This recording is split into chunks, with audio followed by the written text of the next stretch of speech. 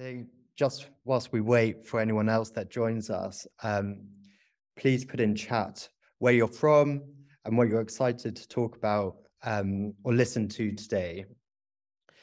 I guess whilst we do that, a bit of context is always helpful.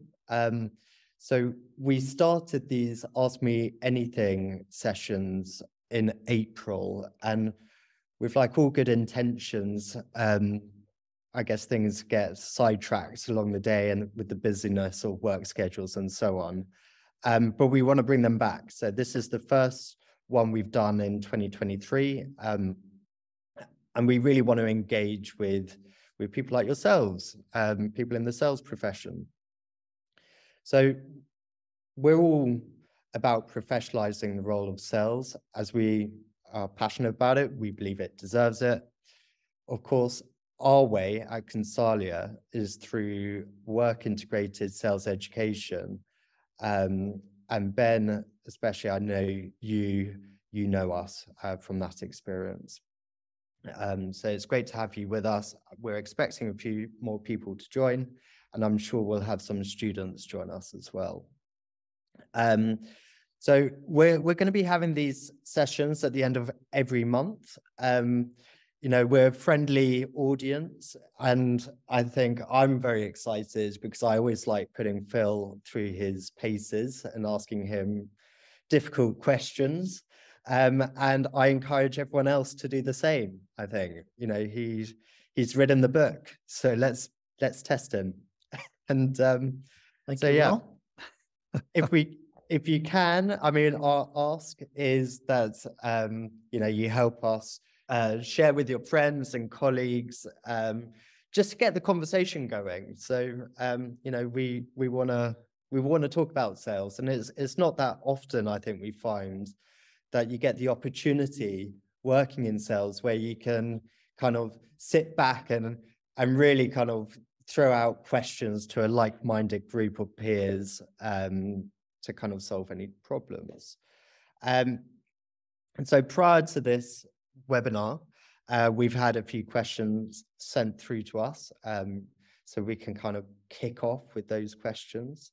But please, everyone else who's on this, on the webinar, please submit any questions on the chat functionality, and we'll do our best to go through them. Anyway, I guess I'm in a privileged position because I'm sort of facilitating this discussion. So please direct any questions to Phil. And I know Phil might want to put me on the spot too, but I thought as the facilitator, I would ask the first question. And this is really because of something that I'm sure we've all been hearing a lot of, which is around the impact AI is having, and in particular, ChatGPT. So that whole welcome introductory note wasn't written by me.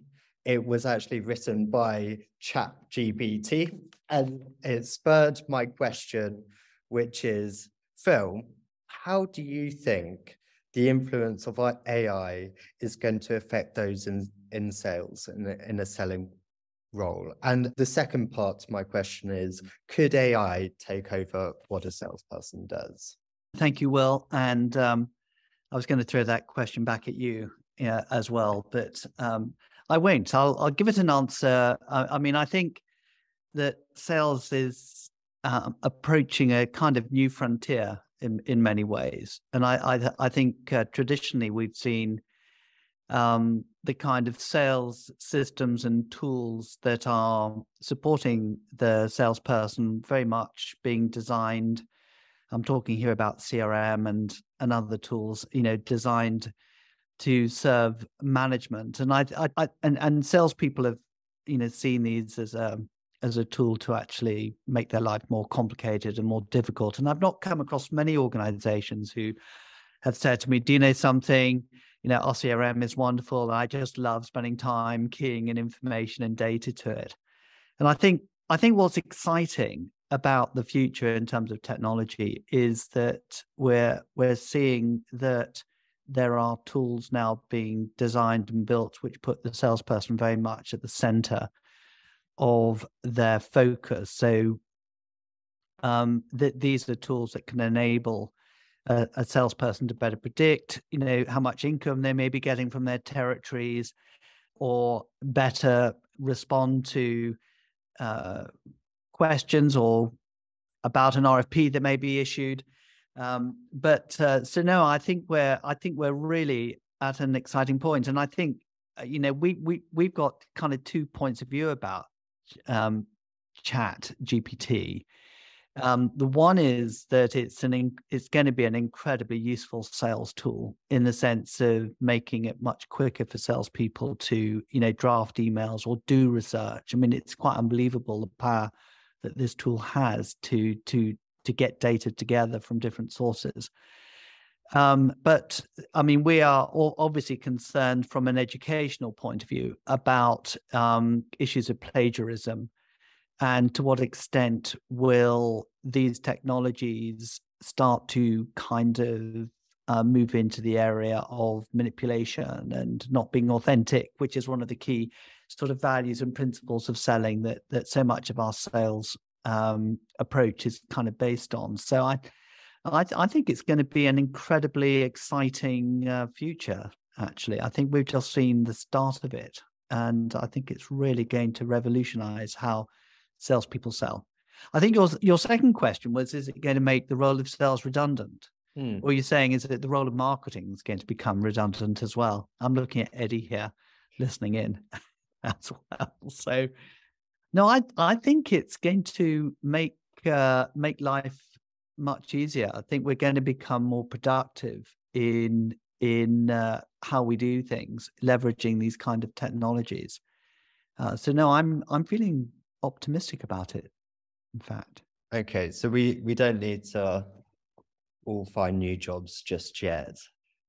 I don't think so. I mean, I remember being on an airplane traveling back from, I think it was, funny enough, I think in Budapest, where you recently had your long weekend, Will. And I remember sitting next to this lady from, I think she was working for McKinsey. And when I told her what I did for a living, this is going back 20, 25 years. And I said I was in sales. And she said, why on earth would you want to be in sales? Sales is going to become redundant soon. And so, and she was talking about the role of inside sales and taking away from field sales. So, and here we are 20 years later, still sales as a percentage of population is about 5% of a nation's population are involved in the sales kind of capacity, either in retail sales or B2B sales. So it's still a massively important area of what we do. But no, I think salespeople are going to be enabled actually by the technologies around them. There may be some changes, to the way sales teams are structured. But I think that it's going to help us do more with the resources we've got. There may be some reduction of headcount. I'm not sure. I think it's still early days, really. I mean, I think it will impact on salespeople in the sense of the skills that they may need to develop. How to leverage technologies, how to look at data, how to analyze it, how to get the most out of, say, AI in order to meet customer requirements better. Because I think the expectation from customers is also going to shift. Yeah, I think it's we've always kind of talked about what are some of the key skills and competencies required of salespeople and sales leaders, and we talk about reflective practice, and we have positioned reflective practice in this world which is changing so quickly, as being potentially one of the biggest, most important competencies required of salespeople. How to make sense of what's going on around them. And I think you're right. I think that these kind of AI tools will encourage people to reflect more upon the data that they're able to get hold of very quickly, and then make better and informed decisions. So I think this is going to make that particular competence even more important, kind of moving forward. Slightly easier to do because you don't have to spend so much time researching, source material. It's at your fingertips. So you can spend more time thinking about what sense to make of it and what your response is going to be as a consequence of looking at the data. Yeah, so I think, but I think we're all at a bit of a early stage learning curve on it. So it's going to be really interesting to see how it sort of paves the way for a new future. Yeah. Well, thank you. Thanks, Phil, for answering my question. I don't want to hijack the webinar just talking about AI. I know that was one of your pet topics, Will, so we could move on to Ben's question, I think. I can't quite see. Let me just have a look at it. So we've got Ben Long, who's the client partner at QA. Hi, Ben. It's great that you're here, and let's meet up again soon. He's got a couple of questions, but he would love to get your thoughts on the first one. How do you recommend businesses/teams split account management and new business development? A lot of sales roles are a blend of account management, sales, then internal team management. For me, sales and account management are two different things. And those that excel at new business may not have the mindset to be an excellent account manager. That's an interesting question. Ben, thanks for that question. So I think and there's been some interesting LinkedIn commentary on it as well. I can't remember on a similar question. Was it Ian Merhag? I may have mispronounced his surname. Was kind of believing that there's not a difference between the two roles, and no matter whether you're an account manager or new business, you need to have that hunting mindset that's important for new business. And I thought that was quite an interesting take that he had. And so coming back to the first bit of your question about how do you recommend businesses teams split account management and new business development, what I've seen happen in a lot of the accounts we have is some kind of sales portfolio analysis where you start to segment. You go through a segmentation process where you start to look at the accounts on two sort of axes. One is potential to grow, and the other axis is sales volume. And then within those two axes, you're able to sort of group accounts into those accounts which have high revenue and high potential for growth. And then you've got those accounts that have high volume but mid-level, if you like, ability to grow. And then you've got some accounts which are high level, but they actually just want a transactional relationship. They don't particularly want an account manager to look after them. It's a transactional focus. I mean, I'm simplifying the segmentation process here a bit. I think that it's important that we start to consider the concept of lifetime value of an account over a period of time, and that there are going to be some accounts that are massively important to you that may not be buying so much from you in the future. In the current time frame, but are going to be hugely, potential growth accounts in the future. And I think that if you had this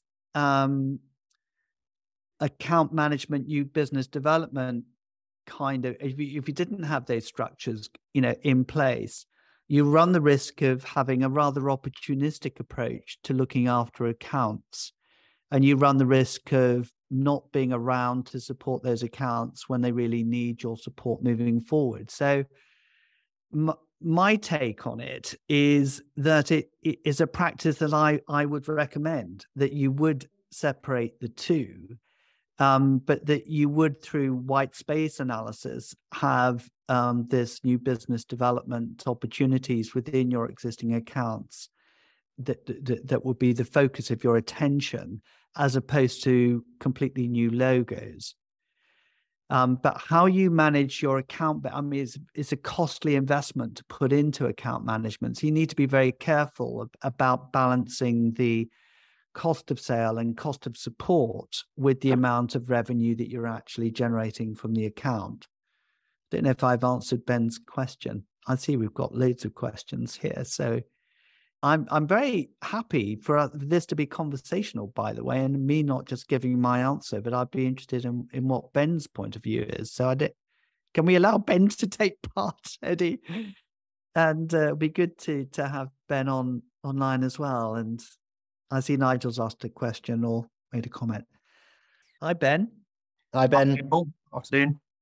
Yeah, thank you for the answer. Really interesting. And I guess the cost of sale piece is, yeah, it's one of those things which comes up when you view salespeople going out and selling and getting those sort of hunting new logos and that type of thing. And then managing the sale post-sale is the thing which I'm trying to balance within my team in terms of who is going to be doing the account management and who do I want to go out and actively sell. And I've found that the mindsets that people have in terms of new business sales is entirely different to what I see as an account manager. Yeah. So balancing the roles with the person is something which I'm trying to sort of do, as well as doing the white spacing exercises with the accounts. Have you considered, or have you done a review with your team around values and values alignment, and to see what skill sets tend to be better positioned for account management or for new business kind of development? So we've started that process. We've not done it formally, Okay. but it is something which I'm going to be doing soon, because I do think that when people, like I said in the question, they go into a broad, a more generic sales role where they are selling into existing accounts. They're also trying to gain new logos, and they're also trying to account manage whilst managing the internal politics of working in sales in a company. So it's quite a broad 360 role which they have. Whereas I think that, and I think that this is being seen more in the industry, is that there's people that can be responsible for hunting new logos and then handing it over to an account management team, and those that manage it post-sale. But yeah, I do think doing the sort of mindset surveys and things like that would definitely come in handy, because you can understand them as people and then trying to align to the roles. Whereas I think at the moment, it's the role first and then trying to squash somebody into that role after. I think you may be interested in, maybe we could send it across to Ben, is we have a segmentation analysis sort of framework that may be quite helpful as well for you, Ben. Yeah. To consider how you might segment the different accounts, and then that'd be great. And then how you support those accounts. So it's a bit difficult for me to explain on, sort of a matrix that. So that might be helpful as well. I know Nigel has probably got a point of view on it as well. I know Nigel's asked a slightly different question, but I don't know, Nigel, whether you could share your point of view on this particular topic. No, pleasure. Well, I've seen both work. So okay.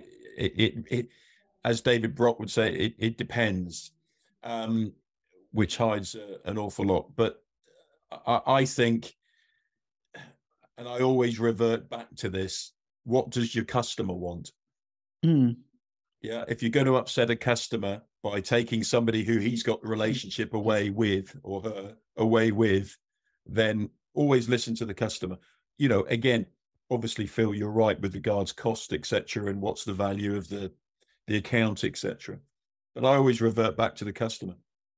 Yes, on your point, Nigel, I was working with Compaq before they were acquired by Hewlett Packard, and I was working with one of the Compaq account managers that was supporting Vodafone. And the Compaq account manager had done an amazing job to change the relationship with Vodafone from being pretty bad to being very good. And then when HP took over Compaq, they decided that they would put the HP account manager in as the lead on the account.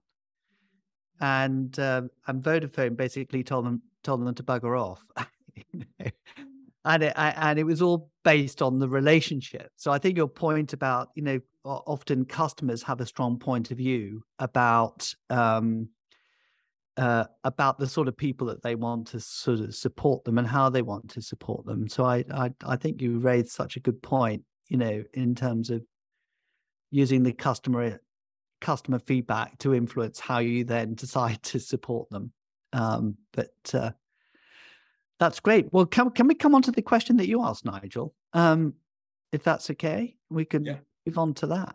Yeah, so for anyone that hasn't seen, Nigel just put in chat, we talk about our industry as needing to be viewed as a profession. Is this realistic, or will revenue always rule? It's quite interesting, this. I mean, I think many of us operating in the sort of sales consulting or development role, and also sales leaders, have been wanting sales image, to change and for it to be truly regarded as a profession. And I think part of that, from our point of view, is what is it? What's the difference between a salesperson being a professional and in a profession? And a lot of this, in our view, is around education and standards and ethical practice, and having an underpinning in sales in that area. And I think the ISP in the UK is playing quite an important role as a non-for-profit body, to represent the ethical standards of sales practice. And I think some of the initiatives that the government has taken in terms of having sales recognized as a profession has been a big step forward, and we're certainly now, compared to even 5 years ago, seeing a significant increase in clients that we're working with wanting to embark on a professional, a degree, if you like, in B2B sales or in sales leadership, which simply didn't really exist as it does now, all those years ago. So I think that we're seeing, we're seeing pockets of it, and I don't think it's mainstream yet, but I think there's been massive steps forward.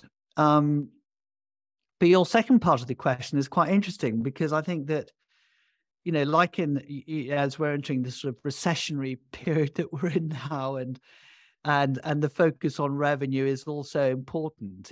And sales leaders and companies are so focused on revenue generation that sometimes the practices that are encouraged by the organization for people to meet, quotas and targets, means that they may move more into what's the word? A slightly manipulative form of selling, and therefore tarnishes the kind of image of salespeople. And I think customers spot this, to your comment about customers, they know when the pressure's on. They see different types of behavior, which unfortunately just reconfirms the poor image, I think, has been in sales. But what's your point of view, Nigel, on this? How do you see it? It's a fascinating area, and one I've banged on about for years, from going into schools and talking about a career in sales and wanting to actually sell as a career, rather than just like the vast majority of us fall into it by accident, if you like. I don't know of many people who leave school wanting to become a salesperson. An engineer, yes, teacher, doctor, yes, but not a salesperson, which is a great shame. But the kind of conundrum that I have when I'm looking at all this, and having worked in apprenticeships as well, with regards to sales exec level 4 and IT technical sales, is that apprentices can be excellent learners, turn up to all the coaching sessions, work submitted on time, of a high caliber, but who can't sell. And the flip side of that is people who are awful learners, don't turn up onto the coaching sessions, their portfolios aren't good or of a required standard, but who are promoted within 3 months as account managers because they can sell, or the perception is they're creating revenue so they can sell. And I think this is the conundrum, that they're creating revenue, but are they doing it in the right way?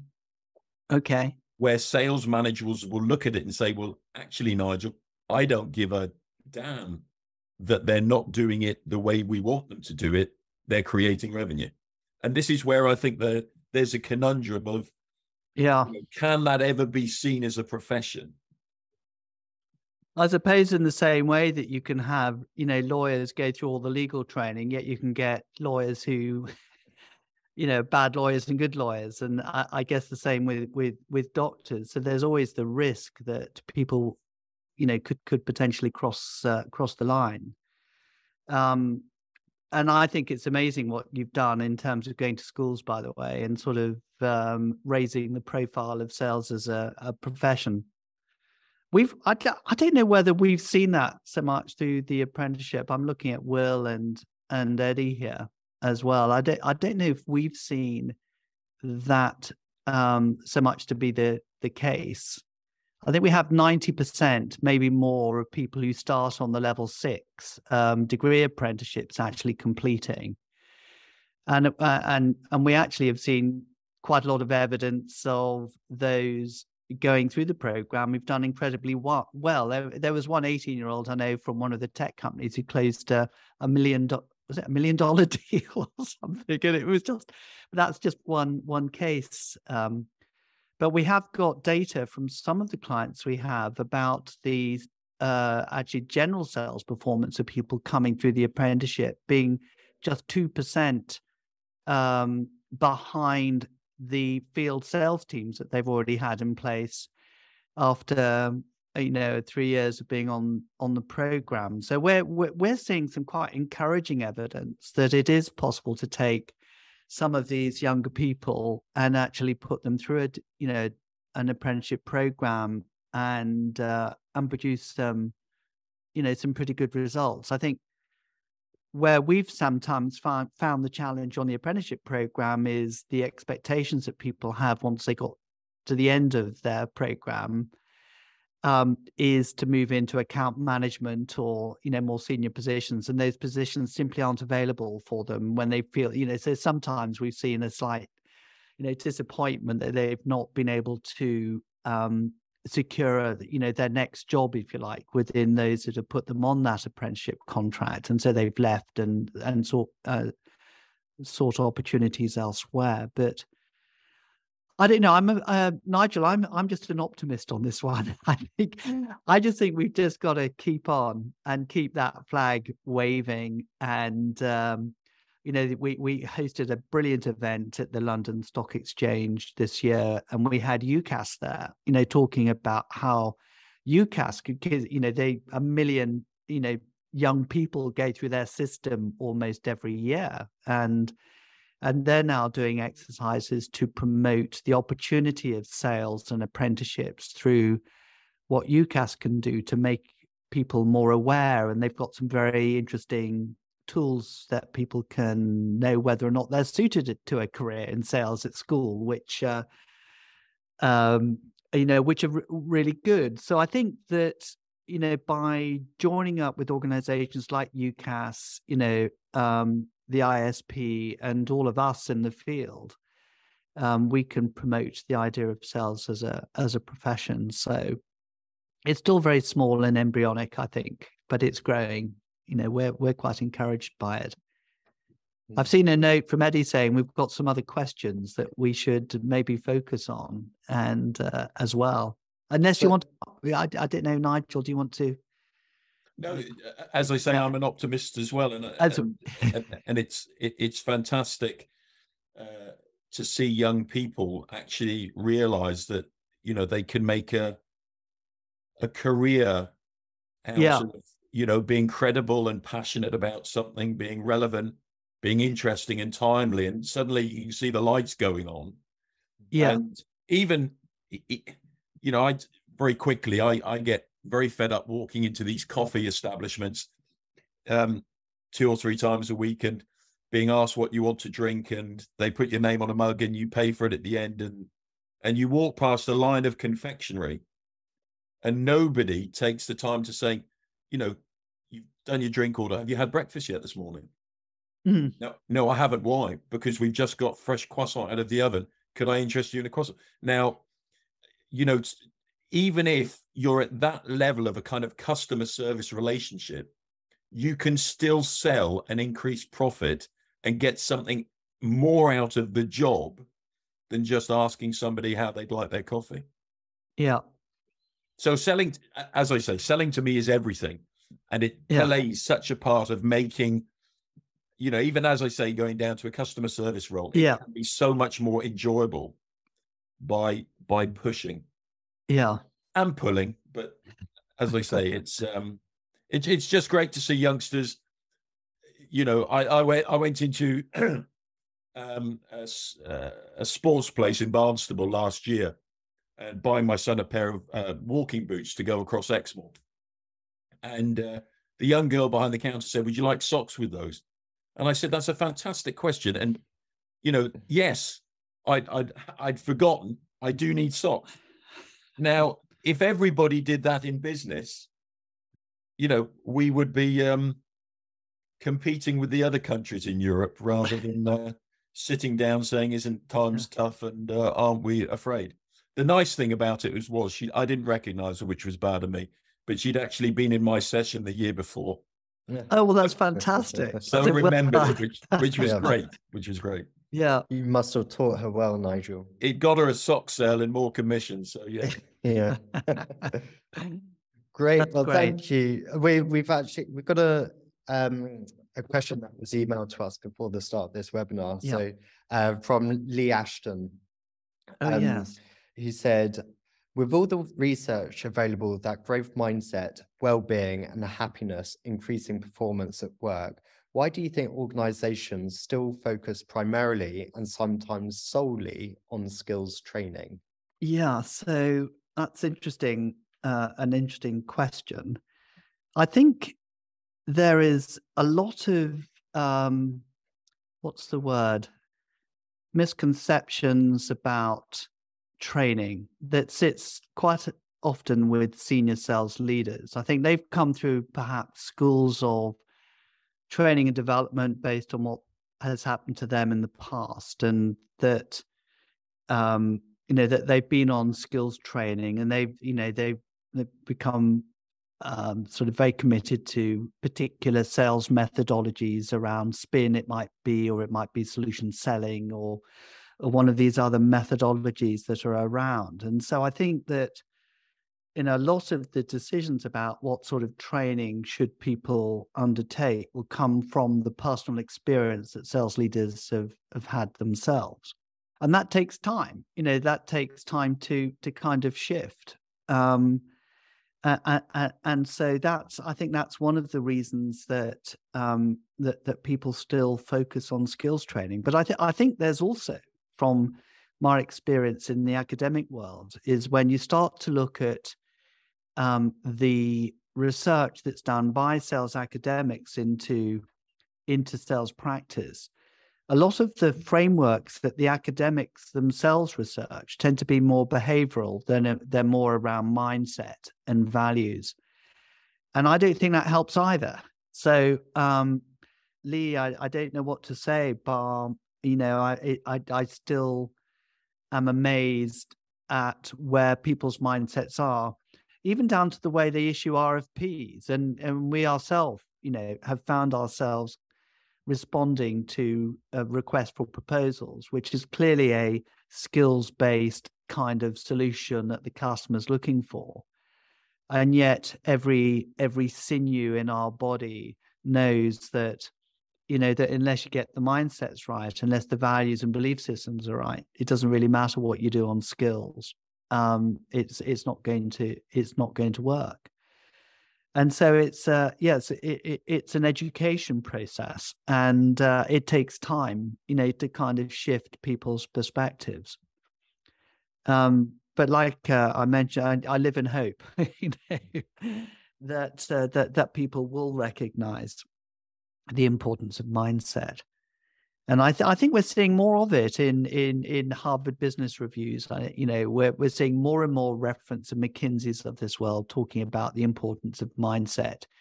And so the conversation is moving away from competencies and skills development into more, have we got the right mindset of salespeople, inside the teams? I'm a great believer that if the mindset is right, the behaviors will follow, and they will themselves develop the skills in that area. So, yeah, I don't know if I've answered your question, Lee, but I hope I have.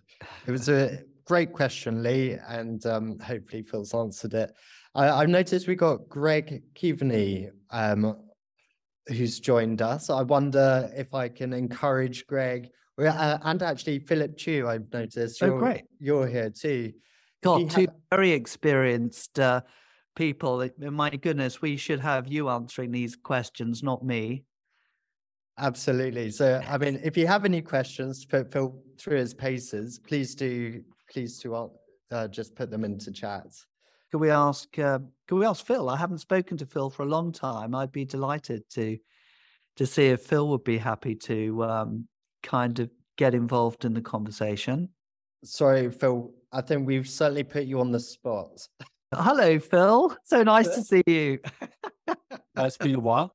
Yeah, that's great. I don't know if you've been listening to any of the questions that have come through, and I think you would be very well placed to give your point of view maybe on some of the questions that have been asked. So I could let you choose which topic is of interest.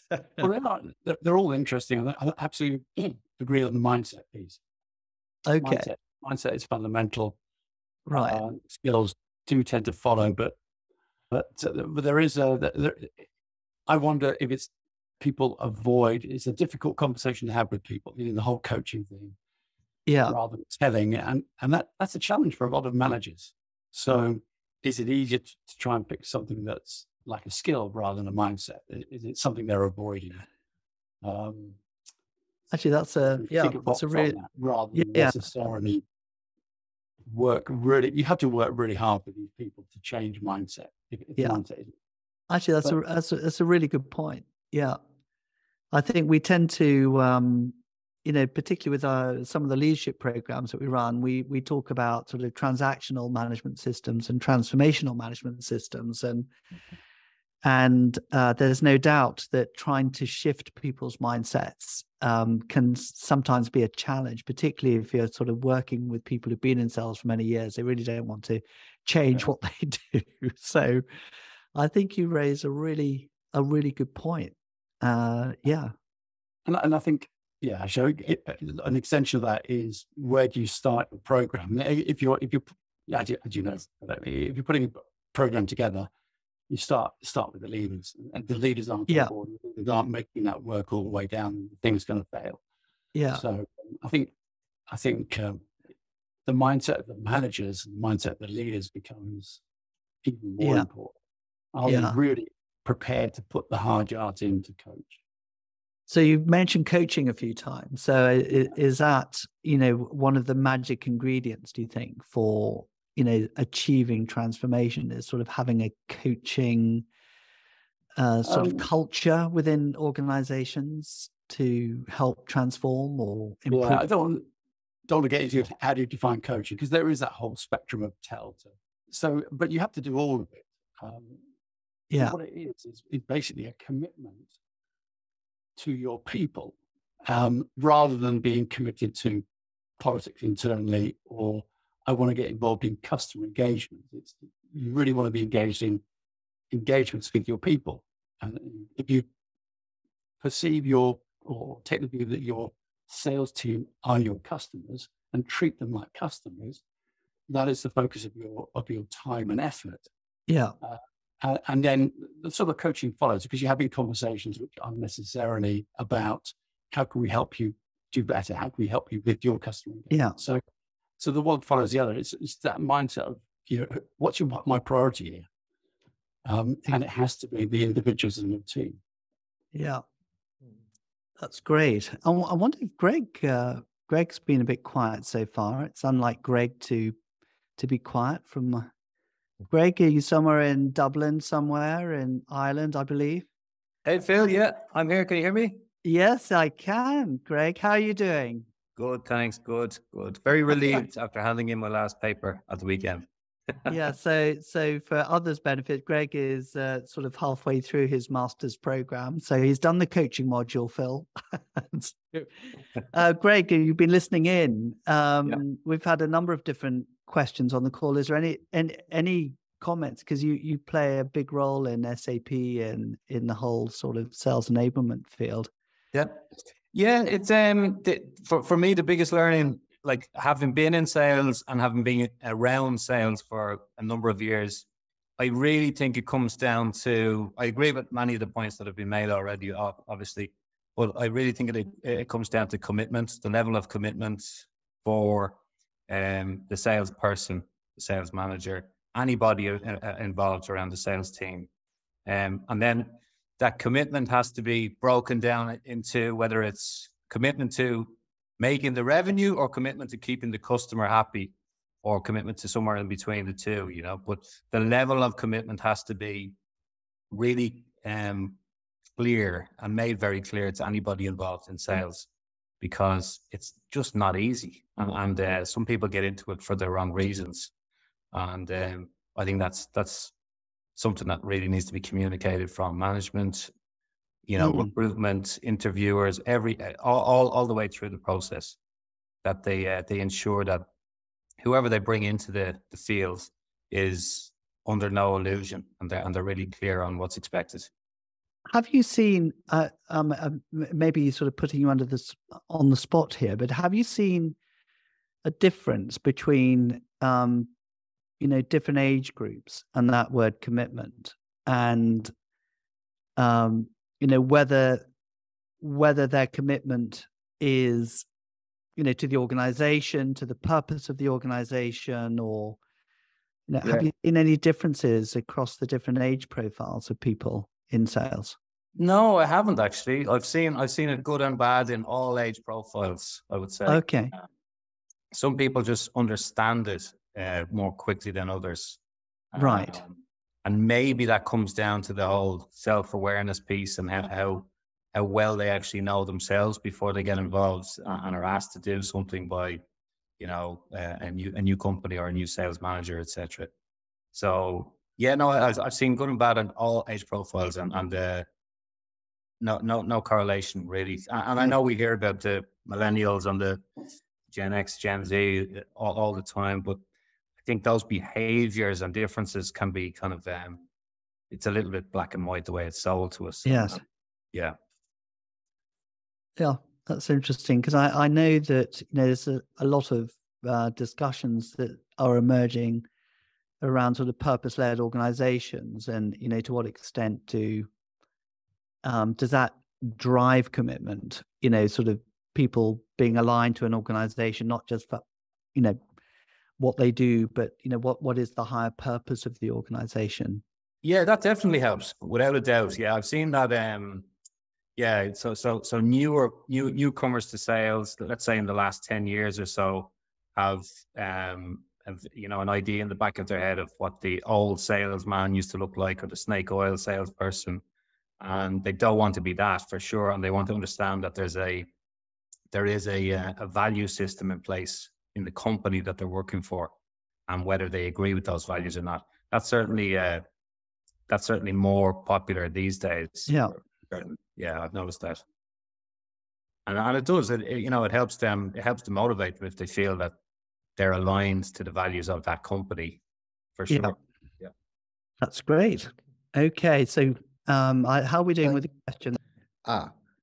Yes. So, from Nigel said, I spoke with 38 sales managers last week, all of whom pointed to a personal trait as to why they have been successful.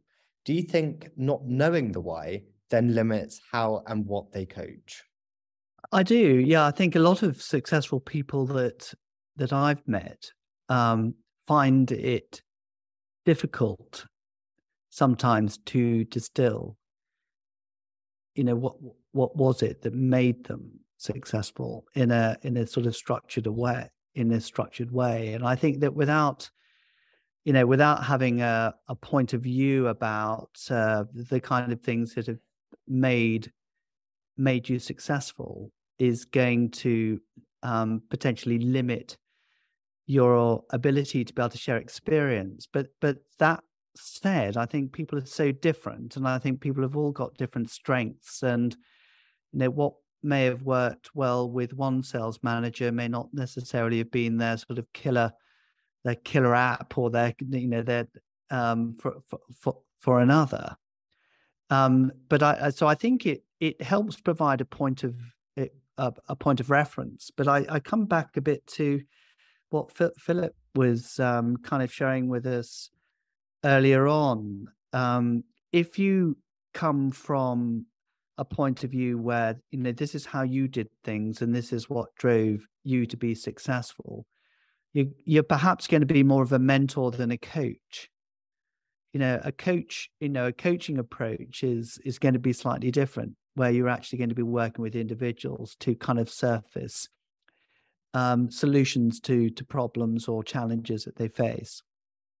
And I think that there may be a point in time where being a mentor is more important than being a coach. But I think the danger with just seeing life through one lens is that you become too biased, and you miss other opportunities to grow and develop people, and exploring other ways of perhaps being even more successful than you've been because you slightly blinkered in your approach. So yeah, I think it's a really important question. It's one question that we start with at the beginning of our master's programs. This kind of really defining what it is that makes you. It's part of being the authentic leader. But from our experience on that program is the extent to which people do that. There often people don't spend much time, drilling down to that level of detail. But I think it's certainly a great place to start. Well, thank you for all the questions. Phil, how do you feel? You've had quite a few. Well, I'm delighted that Nigel joined us and Phil joined us, and I know I've been communicating with Nigel on LinkedIn, so it's very nice to have the face-to-face contact with Nigel. And Phil, it's so nice to see you after so many years. I can't remember the last time. It was I think when you're at Reuters perhaps, and at Canary Wharf we last met.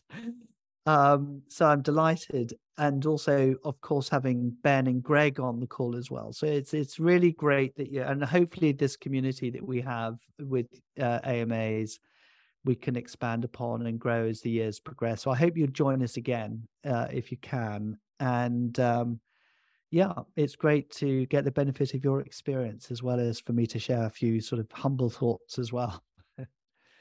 Absolutely. Well, thank you all, and thanks for your participation. And now we can go for lunch. Great. Thank you. Thanks. Cheerio. Bye. Bye-bye. Bye-bye.